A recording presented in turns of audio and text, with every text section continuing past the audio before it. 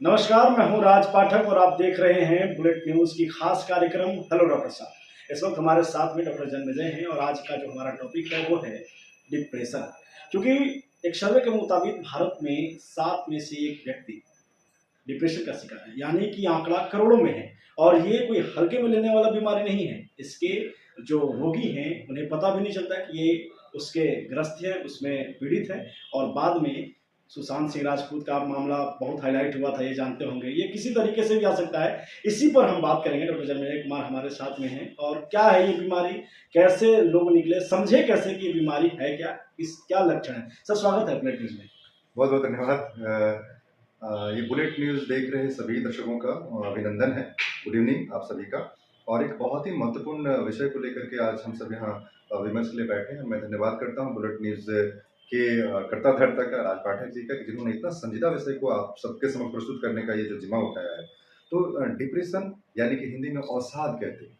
सुनने में तो बड़ा हल्का सा शब्द लगता है, लेकिन पूरी दुनिया में बहुत व्यापक तरीके से ये फैला हुआ है। ये जो है छोटे लक्षणों के रूप से लेकर के आत्मदाह करना या सुसाइडल टेंडेंसी तक की क्षमता रखता है, या फिर उस लक्षण तक भी ये पहुंच सकता है। इसलिए इसको समझना, इसको जानना बहुत ही आवश्यक है। आमतौर पर हम कह सकते हैं कि ये एक ऐसी मानसिक समस्या है जिसके चलते आम आदमी का जीना, सोचना, समझना, व्यवहार करना, ये सब प्रभावित होता है। डॉक्टर साहब, एक सवाल ये है ना कि जैसे बीमारी डिप्रेशन के लोग कहते हैं कि ये किसी टेंशन में, गरीबी, पैसे की कमी, किसी तरीके से, लेकिन क्या ये बीमारी आगे जाकर जानलेवा हो सकता है या शरीर पर किस तरीके से इसका प्रभाव पड़ेगा? बिल्कुल बिल्कुल। तो यूं तो यदि किसी प्रकार की समस्या हो जाती है तो चिंता करना या चिंता हो जाना ये बड़ा लाजमी सच शब्द है। या ये हमारे मानव प्रवृत्ति में ऐसा है कि जब हमें असफलता मिलती है, कोई भार पड़ जाता है, किसी प्रकार की कोई समस्या हो जाती है, तो वो चिंता का कारण बन जाता है। लेकिन ये चिंता समय के साथ दूर हो जाती है, हम उस तनाव से बाहर आ जाते हैं। लेकिन तनाव यदि 2 सप्ताह से ज्यादा हो और हम यदि बाहर ना आ पा रहे हो तो कहीं ना कहीं ये मेजर डिप्रेशन यानी कि अवसाद का एक लक्षण हो सकता है। इसलिए ये बहुत महत्वपूर्ण है। और आप जानते हैं कि जब हमारे सोचने की प्रवृत्ति को, हमारे सोने, हमारे खाने, हमारे व्यवहार, हमारी भावनाओं, इन सभी को यदि वो प्रभावित कर रहा है तो हमारे जिंदगी को, हमारे शरीर को क्या वो प्रभावित नहीं करेगा? और ये प्रभाव इतना बढ़ जाता है कई दफा हम आत्मदाह यानी सुसाइड करने पर भी आ जाते हैं। आप समझ सकते हैं कि इसका प्रभाव हमारे शरीर पर कितना ज्यादा है। इसलिए इसको समझना भी गहराई से बहुत जरूरी है। आंकड़ा जिस तरीके से भारत में बढ़ता रहा है, ये भारत की बीमारी तो नहीं है, क्योंकि ये हर किसी को होता है। योग को एक माध्यम माना गया है कि शायद उस वो माध्यम बन जाए जिससे डिप्रेशन से निकला जा सके। कितना सार्थक है?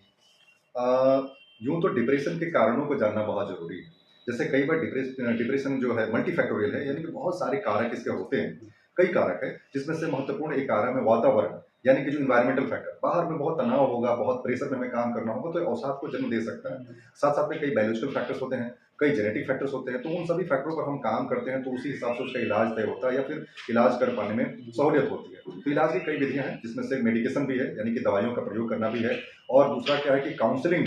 और तीसरा जैसा आपने बताया कि योग का सहयोग लेना, तो ये बहुत अपने आप में एक महत्वपूर्ण तरीका है। योग के द्वारा अपने तनाव को कम करना, डिप्रेशन की स्थिति में पहुंचने से पहले तनाव को खत्म कर लेना, या हम उस स्थिति में पहुंचने से पहले योग का हम साथ ले लें, नियमित योग करें, तो हम शारीरिक रूप से, मानसिक रूप से भी जो है कि हम सुलझे हुए रहते हैं या फिर हम मजबूत रहते हैं, ताकि हम डिप्रेशन को उस गंभीर अवस्था में नहीं पहुंच सके। इसलिए योग बहुत कारगर है।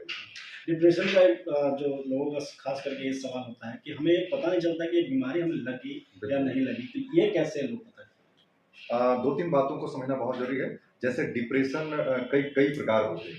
तो नॉर्मल तौर पर हमने जैसे बताया कि चिंता करना, घबराना या फिर प्रेशर में आ जाना, ये सब मानव प्रवृत्ति है। लेकिन इनसे नहीं निकल पाने की स्थिति को हम डिप्रेशन बोलते हैं। तो डिप्रेशन को यदि हम बहुत बांटने की कोशिश करें आम लोगों को समझने तक में, तो एक मेजर डिप्रेशन है, यानी कि एक व्यक्ति बहुत ज्यादा अवसाद तनाव में है, जो बाहर नहीं निकल पा रहा है, 2 सप्ताह से ज्यादा होता है। और एक होता है क्रोनिक डिप्रेसिव इलनेस, जिसमें कि बहुत लंबे दिनों तक ये जो है कि अवसाद की स्थिति बनी रहती है। तीसरा क्या चीज है कि पोस्टपार्टम, यानी महिलाओं में विशेष करके गर्भावस्था के बाद ये स्थिति ज्यादा आ जाती है, महिलाएं तनाव में आ जाती है, उसको हम परक्यूरियल या फिर हम लोग पोस्टपार्टम डिप्रेशन कहते हैं। तो और दूसरा क्या है कि एक बीमारी होती है जिसे हम बाइपोलर डिसऑर्डर कहते हैं। उस डिसऑर्डर में या उस मानसिक अवस्था में व्यक्ति आमतौर पर 2 विभिन्न धाराओं पर रहता है। समय के कालखंड में वो बहुत ज्यादा उत्साहित रहता है, एक्साइटेड रहता है, इसको मैनिक फेज कहते हैं। और दूसरे कालखंड में क्या होता है, इसी बीमारी का किस्सा होता है, वो बहुत ज्यादा लो मूड में, यानी बहुत ज्यादा धीमी मूड में चला जाता है, किसी से मिलना नहीं, बात नहीं करना, समय पे खाना नहीं खाना, ये सारी चीज। तो बाइपोलर डिसऑर्डर का भी एक हिस्सा जो है कि डिप्रेशन हो सकता है। आप तो डायरेक्ट काउंसलिंग करते हैं और बहुत सारे लोगों से मिलते हैं। एक लोगों में भ्रम भी होता है कई तरह से डॉक्टर को लेकर, खास करके बीमारी को लेकर के जी। कि जाएँगे, तो ये भ्रम और डिप्रेशन जी। कितना अलग है? अ, कि डॉक्टर को लेकर डरते हैं लोग कि नहीं कोई बीमारी आ जाएगा, नहीं। उसके चलते भी चिंता में हो जाते हैं, नहीं। जबकि ऐसा कुछ नहीं हो पाता। सच्चाई तो ये है कि यदि आप अपने स्वास्थ्य के प्रति जागरूक हैं, यदि आपके अंदर स्वास्थ्य को लेकर के चिंताएं हैं या स्वस्थ रहना चाहते हैं या स्वास्थ्य से आपका जुड़ाव है, तो डरने जैसा तो कोई बात ही नहीं। आपको अपने चिकित्सक से तो अपनी बातें बताना ही है। लेकिन जहाँ तक मनोचिकित्सक से मिलने की बात है या फिर मानसिक विकारों की बात है, तो मानसिक विकारों को समझने के बाद ही आप मनोचिकित्सक का सहयोग ले पाएंगे। हमारे देश की स्थिति ऐसी है कि हम तो शारीरिक स्वास्थ्य के लिए चिंता नहीं कर पाते हैं, चिकित्सक के पास नहीं जाते हैं। तो मानव विकारों को लेकर या मस्तिष्क विकारों को लेकर के, जिसे हम बोलते हैं कि मेंटल इलनेस, तो ऐसी समस्याओं को लेकर के चिकित्सक के पास जाना तो बड़ी माने अजीब सी बात लगती है, अभी जा नहीं पाते हैं। तो बहुत ज्यादा इस पर कार्य करने की आवश्यकता है, पब्लिक के बीच में बात होने की जरूरत है और जन जन तक इन विषयों को लेकर के बहुत वार्तालाप हो, चर्चाएं हो, ताकि लोग मनोचिकित्सक से जुड़ें और मनोचिकित्सक के पास जाकर के अपने विकारों की, डिप्रेशन की, एंग्जाइटी की, मैनिया की और जो भी मनोविकार है या फिर मेंटल इलनेस है, उन सब की बात करें और उसका समाधान निकाल पाए।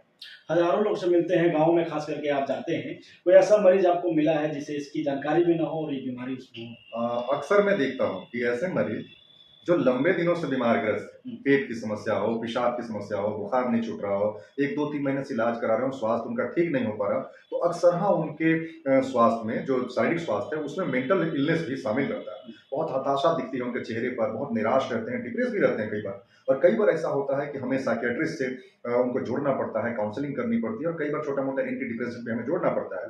तो ये अक्सर हाँ होता है, मैं देखता हूँ और बातचीत के लहजे से ही मरीज के अंदर ऊर्जा की कितनी कमी है, चेहरे पर थकान कितना है, हताशा, निराशा कितनी है, मन में आक्रांता या आशंकाएं कितनी है, इसको देख करके एक चिकित्सक जब बात करेगा, तो आत्मीयता के साथ बात करने पर ये बातें निकल करके आ जाती हैं कि व्यक्ति डिप्रेस सा लग रहा है, तो कई दफ़ा एंटी डिप्रेसेंट देना, दवाइयाँ देना और जो बीमारी उनकी मूलतः है, उसका सही तरीके से इलाज करना उनको बाहर निकलने में मदद करता है। जाते-जाते आखिरी सवाल, इस पूरे प्रकरण में एक ही सवाल आता है कि क्या डिप्रेशन जानलेवा साबित हो सकता है? जैसा मैंने आपको बताया कि डिप्रेशन की जो समस्या है, एक रेंज है, एक स्पेक्ट्रम है। एक व्यक्ति जो है कि अब अभी शुरुआती दौर में है तनाव के और प्रारंभिक अवस्था में डिप्रेशन का। दूसरा व्यक्ति इस तनाव से बाहर नहीं निकल पा रहा है, इतना ज़्यादा डिप्रेस्ड है कि वो सुसाइडल टेंडेंसी यानी आत्मदाह करने की स्थिति में पहुंच गया है। पूरी दुनिया में तकरीबन साल भर में माने प्रत्येक वर्ष ऑलमोस्ट अराउंड 20 मिलियन पीपल जो है कि अटेम्प्ट करते हैं सुसाइड के पूरी दुनिया में। और ये बड़ा ही चिंताजनक विषय है और उन सभी को टाला जा सकता है। प्रॉपर काउंसलिंग करके, प्रॉपर मेडिकेशन करके, सहयोग लेकर के, सामाजिक सहयोग लेकर के, चिकित्सक का मदद लेकर के इनको टाला जा सकता है। इसलिए ये प्राण घातक तो हो ही सकता है। इसलिए डिप्रेशन को हल्के में लेने की आवश्यकता नहीं है। एक अच्छे चिकित्सक का परामर्श इसमें बहुत ही जरूरी पड़ता है। बहुत-बहुत धन्यवाद सर हमारे साथ जुड़ने के लिए। तो ये हमारी सीरीज़ हेलो डॉक्टर साहब में डॉक्टर विजय कुमार लगातार आप लोगों को अवगत करा रहे हैं हर बीमारी पर।